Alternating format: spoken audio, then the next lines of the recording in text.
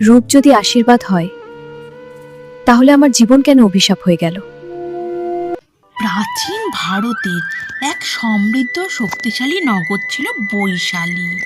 এই নগর শুধু সম্পদ বা ক্ষমতার জন্য বিখ্যাত ছিল না, বরং এখানেই জন্ম নিয়েছিল এক কিংবদন্তি সুন্দরীর কাহিনী। তার নাম ছিল আম্রপালি। কথিত আছে ছোটবেলায় তাকে এক আম্রবাগানে খুঁজে পাওয়া গিয়েছিল। সেই থেকেই তার নাম হয়ে যায় আম্রপালি। বয়স বাড়ার সাথে সাথে তার সৌন্দর্যের কথা চারিদিকে ছড়িয়ে পড়ে। বৈশালী রাজা, সেনাপতি, ধনী বণিক সবাই তাকে একবার দেখার জন্য পাগল হয়ে উঠেছিল। কিন্তু সেই সৌন্দর্যই হয়ে উঠল তার জীবনের সবচেয়ে বড় অভিশাপ। বৈশালীর আইন অনুযায়ী শহরের সবচেয়ে সুন্দরী নারীকে হতে হতো নগরবধূ।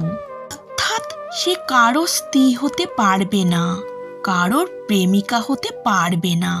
সে থাকবে সবার জন্য, কিন্তু নিজের জন্য নয়।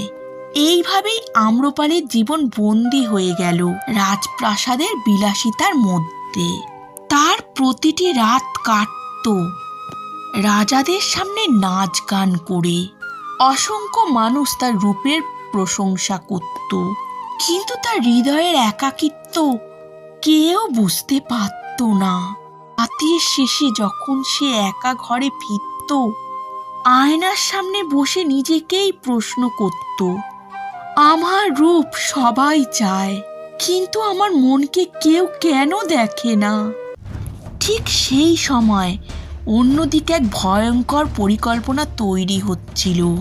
মগধের সম্রাট অজাতশত্রু বৈশালী নগর জয় করার পরিকল্পনা করছিলেন। বৈশালী তখন ছিল ভারতের অন্যতম শক্তিশালী নগর। সরাসরি আক্রমণ করার আগে অজাতশত্রু ছদ্মবেশে গুপ্তচর হিসেবে শহরে প্রবেশ করার সিদ্ধান্ত নেন। একদিন রাতের অন্ধকারে সাধারণ পথিকের ছদ্মবেশে সে বৈশালীতে ঢুকে পড়েন। কিন্তু ভাগ্যের লিখন ছিল অন্যরকম। শহরের সীমানার কাছে এক সংঘর্ষে অজাতশত্রু গুরুতর আহত হয়ে পড়েন। রক্তাক্ত অবস্থায় সে পড়েছিল এক নির্জন বাগানের পথে। এই বাগানটি ছিল আম্রপালির। আম্রপালি যখন তাকে দেখতে পেল, তখন সে জানত না এই মানুষটি কে। সে শুধু দেখেছিল এক আহত মানুষকে।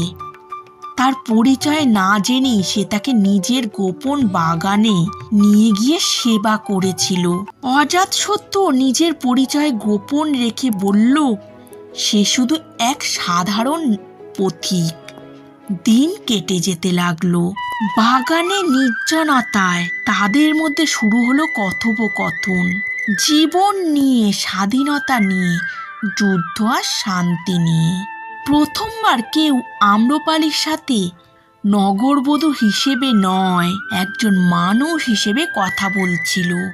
এই অজানা মানুষটির মধ্যে সে খুঁজে পেল এক অদ্ভুত শান্তি। ধীরে ধীরে তাদের কথোপকথন বদলে গেল অনুভূতিতে। অনেক বছর পর আম্রপালি সত্যিকারের হাসতে শুরু করলো। কিন্তু সুখে সেই সময় বেশি দিন স্থায়ী হলো না। বৈশালীর গুপ্তচররা খবর পেল মগধের সম্রাট শহরের ভেতরেই লুকিয়ে আছেন। এক রাতে হঠাৎ আম্রপালির প্রাসাদ ঘিরে ফেলল সৈন্যরা। চারিদিকে তলোয়ারের ঝনঝন শব্দ। সেই মুহূর্তে অজাতশত্রু বুঝতে পারল আর লুকিয়ে থাকা সম্ভব নয়। সে নিজে লুকোনো তলোয়ার বের করে দাঁড়িয়ে বলল, আমি মগধের সম্রাট অজাতশত্রু।